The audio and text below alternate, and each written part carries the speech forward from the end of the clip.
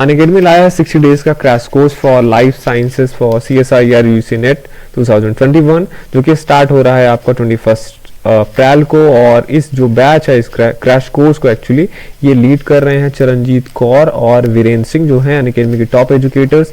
यहाँ पे ये टॉप एजुकेटर्स हैं, ये डिस्कस करेंगे मोस्ट इंपॉर्टेंट टॉपिक्स जो है CSIR UGC नेट के लिए लाइफ साइंसेस का वो। तो इसका लिंक जो है आपको इस वीडियो के डिस्क्रिप्शन में मिल जाएगा। आप जो है यहाँ पे क्लिक करके वहां पे इस क्रैश कोर्स के लिए एनरोल कर सकते हैं। ऐसे ही 60 डेज का क्रैश कोर्स है आपका, सेम जैसे लाइफ साइंसेस के लिए है वैसे मैथमेटिकल साइंसेस के लिए है CSIR 2021 के लिए। ये भी जो क्रैश कोर्स है ये स्टार्ट हो रहा है आपको 21 अप्रैल को, जहां पे अनअकैडमी के जो टॉप एजुकेटर्स हैं गजेंद्र पुरोहित और पंकज कुमार इस बैच को, इस क्रैश कोर्स को एक्चुअली लीड करेंगे। और ये जो है डिस्कस करेंगे जो मोस्ट इंपॉर्टेंट टॉपिक्स हैं CSIR UGC नेट में मैथमेटिकल साइंसेस के लिए वो। तो ये crash course for life sciences और ये भी 21 अप्रैल को स्टार्ट हो रहा है। और ये crash course for mathematical sciences for CSIR 2021 ये भी स्टार्ट हो रहा है 21 अप्रैल को। तो दोनों, अगर आप मैथमेटिकल साइंसेस के लिए प्रिपरेशन कर रहे हैं या लाइफ साइंसेस के लिए प्रिपरेशन कर रहे हैं तो आप एनरोलमेंट ले सकते हैं। इस वीडियो के डिस्क्रिप्शन में आपको इसका लिंक मिल जाएगा, जहां पे आप क्लिक करके जा सकते हैं एनरोलमेंट के लिए।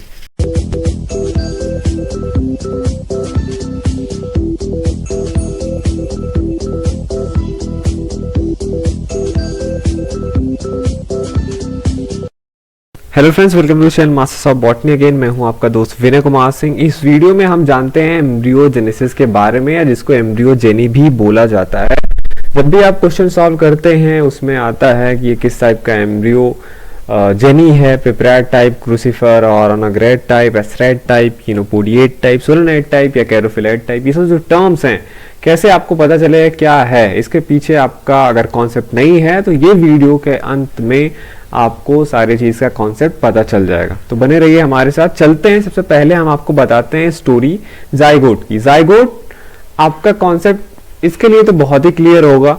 एग रहता है, स्पर्म आता है, फर्टिलाइजेशन होता है, उसके बाद बनता है जाइगोट। और जाइगोट ही है जो प्लांट में स्पोरोफिटिक जो जनरेशन होता है उसको सेट करता है। और ये जो चीज आप देख रहे हैं ये डिप्लॉयड है, ठीक।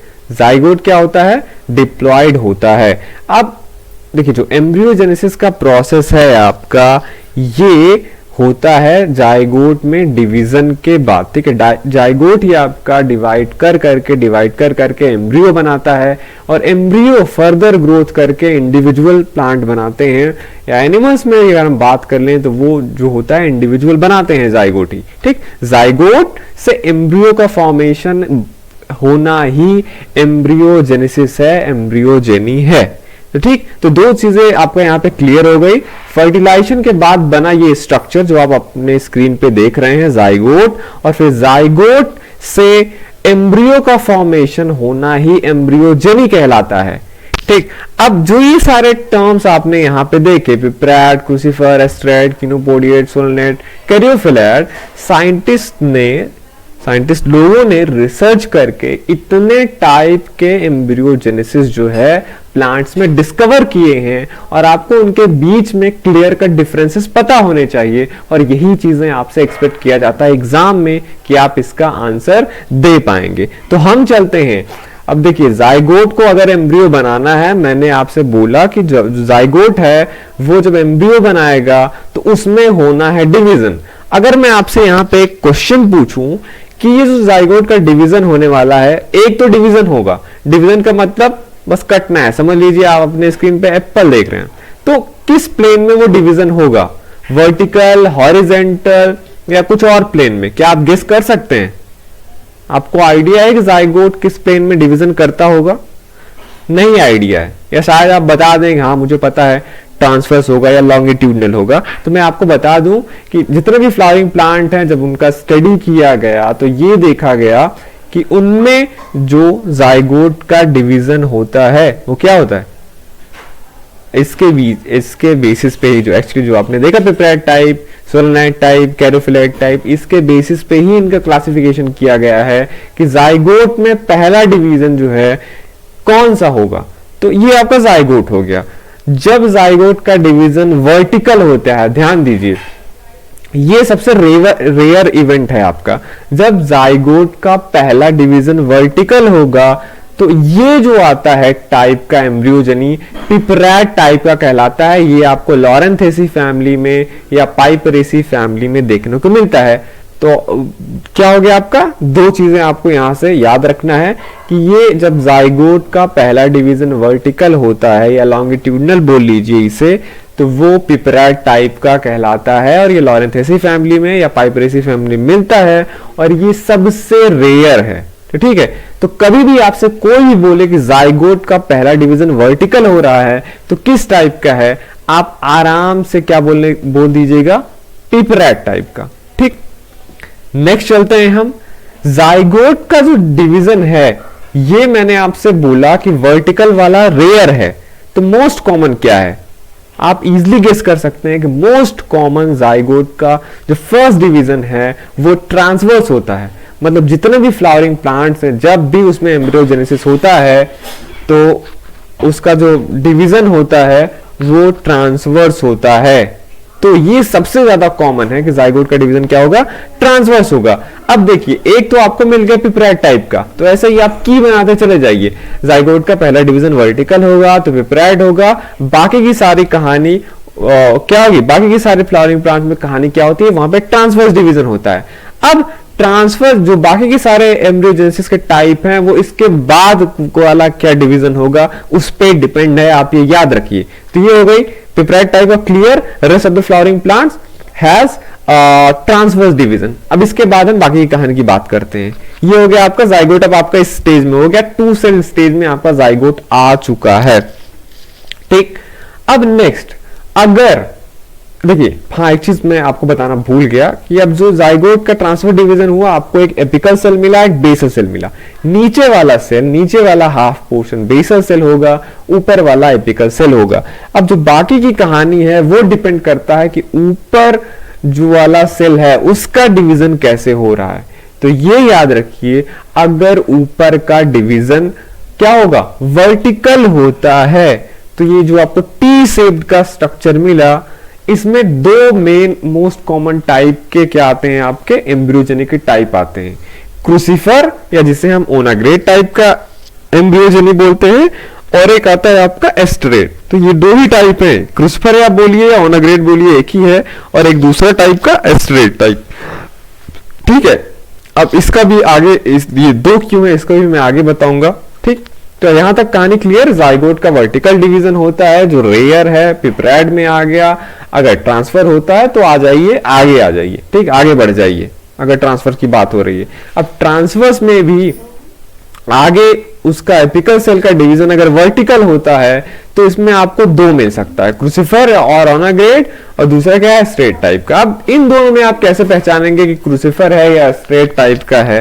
ठीक है, अब देखिए, हाँ ये दूसरा वाला हो गया। अगर ऊपर वाला जो एपिकल सेल है उसका डिवीजन ट्रांसवर्स होता है तो इसमें तीन पॉसिबिलिटी है कि जो आपका एम्ब्रियोजेनी होता है तीन टाइप का, कीनोपोडिएट टाइप, सोलनेट टाइप, कैरियोफिलेट टाइप, इसमें आपको तीन मिल सकता है। तो यहां पे भी आप नोट कर लीजिए, ऊपर का वर्टिकल होगा तो आपको आगे चल के दो मिलेगा, क्रूसिफर या स्ट्रेट टाइप का मिल सकता है, और अगर ट्रांसफर होता है एपिकल सेल का तो आपको तीन मिल सकता है, chenopodiad type, solanad type and caryophyllad type.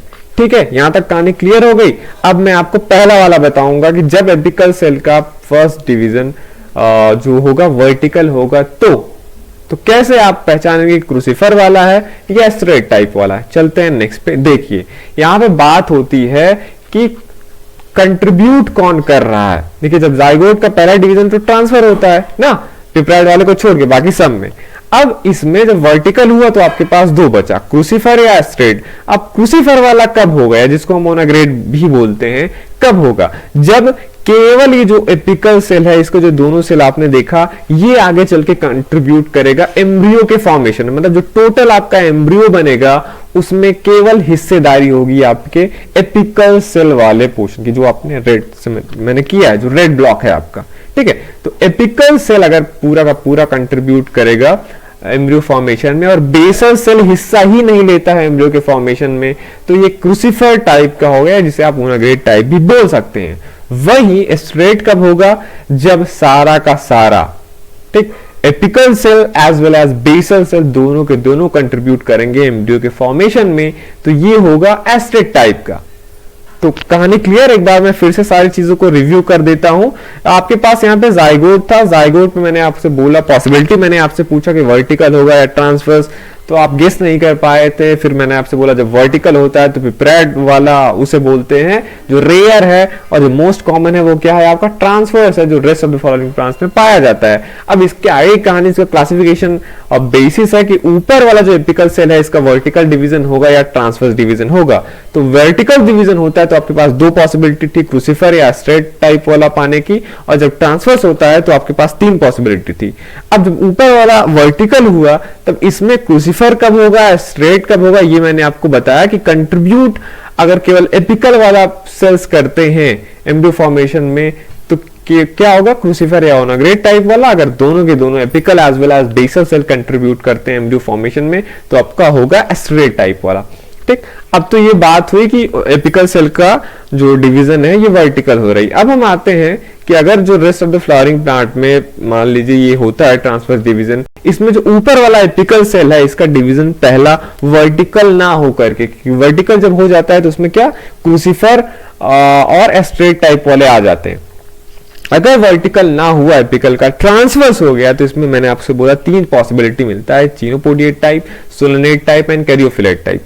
अब ये तीनों आपको कैसे मिलेंगे, इसकी कहानी है सेम पिछले वाले की तरह की, कि कंट्रीब्यूट कौन करता है एम्ब्रियो फॉर्मेशन में और कंट्रीब्यूट कौन करता है हाउस्टोरिया के फॉर्मेशन में। ठीक, तो अब देखिए इसको भी आप पता कर लेंगे। अब देखिए ये चिनोपोडिएट टाइप का हो गया। तीन टाइप का मैंने आपसे बोला था, देखिए चिनोपोडिएट टाइप में ये पूरा का पूरा एपिकल सेल जो ट्रांसवर्स डिवाइडेड है, ध्यान दीजिएगा, पूरा का पूरा apical cell as well as basal cell दोनों को दोनों कंट्रीब्यूट करेंगे एम्ब्रियो फॉर्मेशन में, तब आपका चिनोपोडिएट टाइप का होगा। वही आपका अगर केवल एपिकल सेल ही एम्ब्रियो फॉर्मेशन में हिस्सा लेता है तो ये सोलेनेट टाइप या कैरियोफिलेट टाइप, आपके पास दो पॉसिबिलिटी बचती है। ठीक है, तो अब इसमें से आप कैसे गेस करेंगे कि ऊपर वाला यार तो एपिकल सेल ही केवल कंट्रीब्यूट कर रहा है एम्ब्रियो फॉर्मेशन में। अब हम सोलेनेट टाइप और कैरियोफिलेट टाइप में कैसे डिफरेंशिएट करेंगे।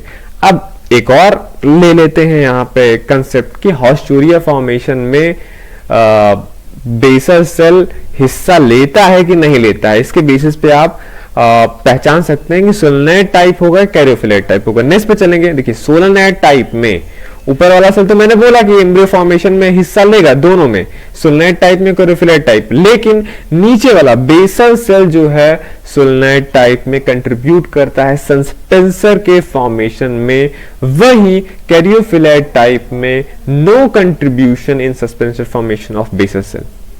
ठीक है, तो आप कैसे क्या होगा आपका कैरियोफिलेट टाइप का हो जाएगा।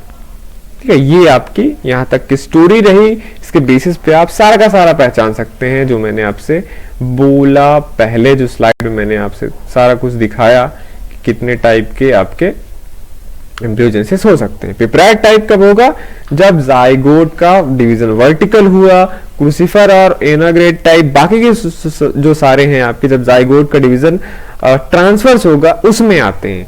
लेकिन अब हम क्रूसिफर और एस्ट्रेड में क्या होता है, एपिकल जो सेल होता है, अब जाइगोट का जब ट्रांसफर डिवीजन हो जाएगा तो एक एपिकल सेल बन जाता है, एक बेसल सेल बन जाता है। तो क्रूसिफर वाले में और एस्ट्रेड में दोनों जो एपिकल सेल होगा उसमें डिवीजन पहला क्या होता है, वर्टिकल होता है।